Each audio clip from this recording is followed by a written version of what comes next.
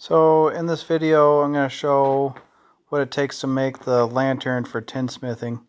Here are some of the materials. Just aluminum sheet metal. We have a sample for the bottom and the side. And I have a hammer, a nail, a piece of wood to put under the nail when hammering the pattern in. I have hand rivets, which is a requirement for this, and pop rivets that we'll use on this part of the project, and a pop rivet gun, and tin snips. We'll need that to cut the aluminum. I have drills for drilling into aluminum. I also have a hole punch. That's off camera.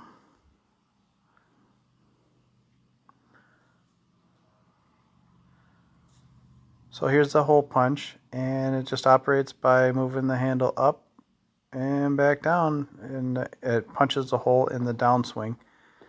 It's as easy as that. I got a hole in that piece already, and it punch a hole in the other side, and now this can be used for doing the hand rivet. And here I have the bottom and a sample for the bottom. So use that to trace around to make the part that is kind of square into mostly round. Doesn't have to be perfectly round. It just has to be mostly round. It helps when forming later on. You don't have as much sharp edges sticking out there. So then I use the sample lantern to trace a circle around, and then while cutting, you want to cut just a little bit past that line. So here I am cutting, making it mostly round.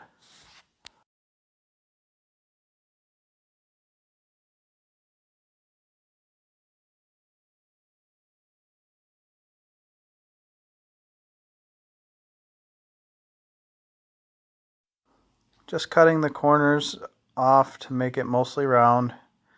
Like I said, it doesn't have to be perfectly round. It's just having all that extra material there just makes it harder to handle later on.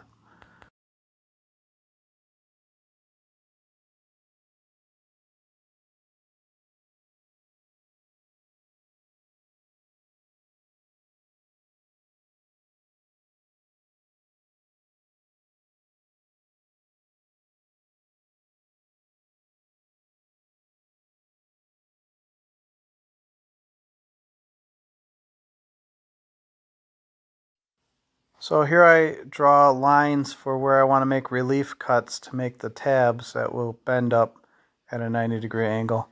You want to draw the lines ahead of time, because if you just freehand this part, they'll just end up being real sloppy. So you draw the lines on there, you can take a look and see if that's how you want your tabs to be.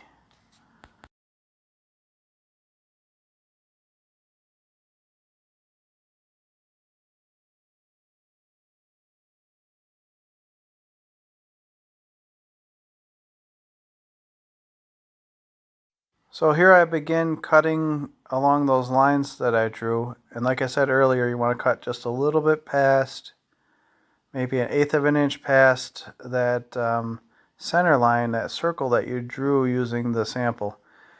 You want to be able to wrap your shell around this base later on, and if you make the cuts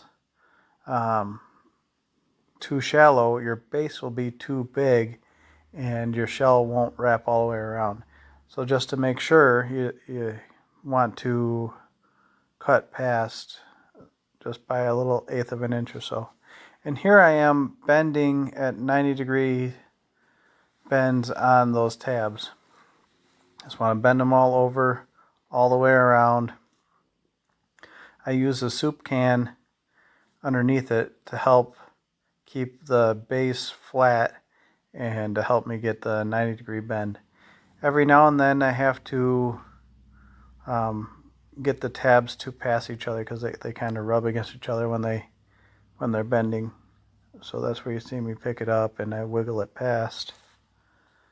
I just bend them all down the same direction.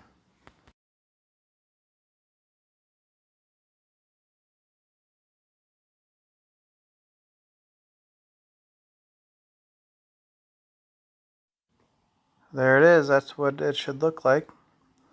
And now I'll attempt to wrap the shell around the base to make sure that it's going to fit. And I just line everything up just to see for the first time that these parts will come together.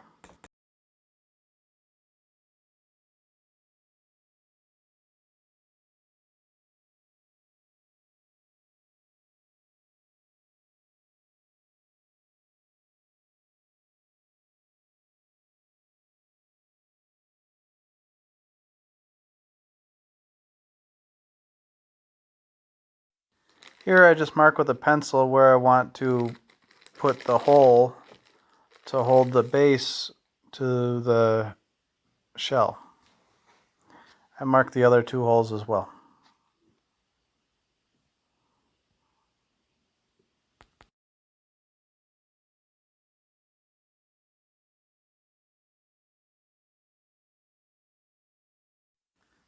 Then off camera I went and punched those holes.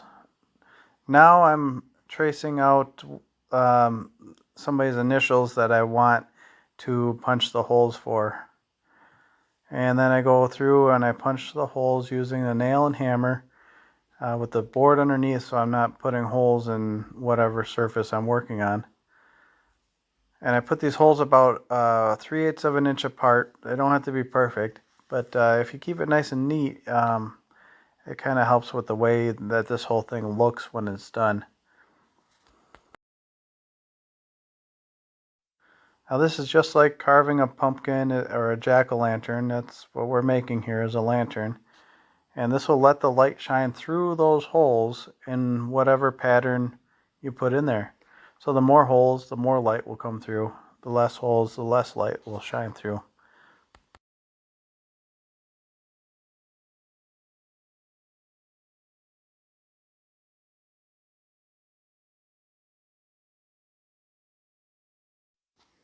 Here I am putting the sides and the bottom back together and tracing where I'm going to punch or drill the hole in the base. And then I get a buddy to help me drill the hole in the base plate. So somebody holds it, we put it over a piece of dowel rod, and we drill.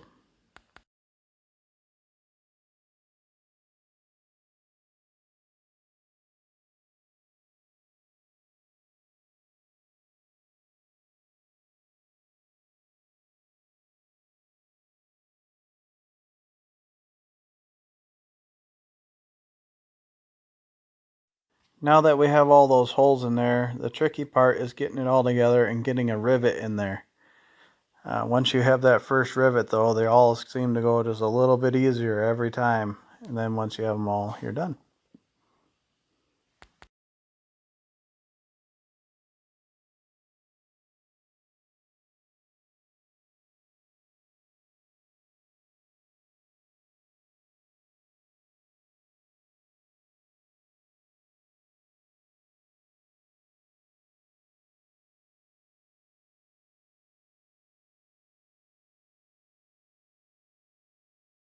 So getting the two pieces, the shell and the base, there's 3 holes you have to line up, and that's why this can be very difficult, getting that first rivet in there.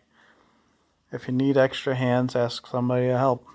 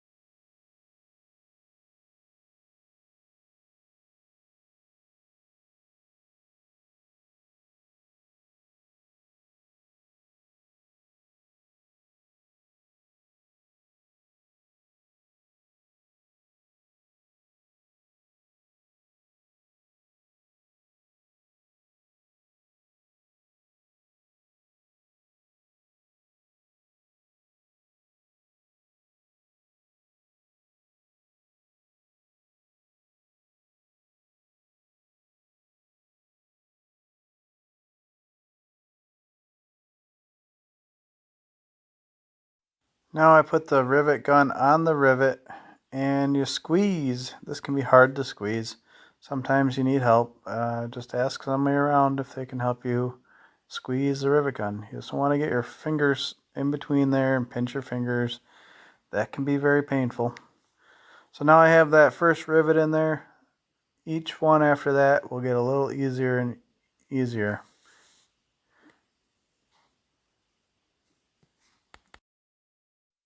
So then you go around the base, put 3 or 4 more rivets around the base. Same way as earlier, drilling the hole over the piece of dowel rod. Then you put holes in the top and line those up with the holes that you already drilled in the side and rivet one on each side of the shell.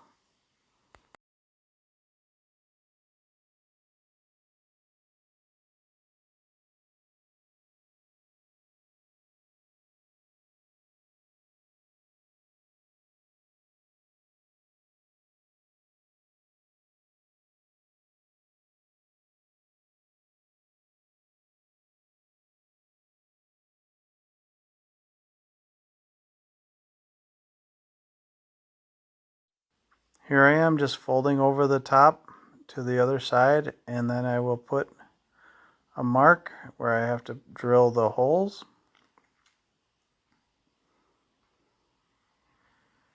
And then with the holes drilled, you fold it over and put your last rivet in.